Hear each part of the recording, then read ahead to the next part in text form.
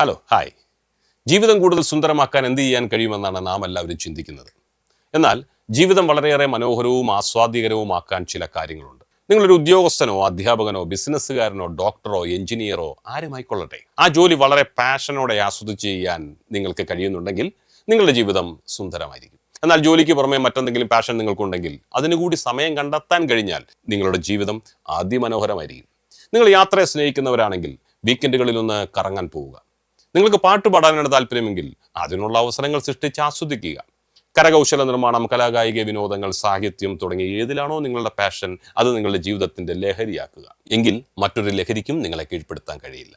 പുതിയ തലമുറയിൽ പലരും രാസലഹരിക്ക് പിന്നാലെ പാഞ്ഞ ജീവിതം കുരുതി കൊടുക്കുമ്പോൾ ജീവിതത്തിലെ ഓരോ നിമിഷവും ആസ്വദിച്ച് ജീവിക്കുന്നവർക്ക് ജീവിതത്തെക്കാൾ വലിയ മറ്റെന്ത് ലഹരിയാണുള്ളത്? ശരിയല്ലേ? Have A nice day.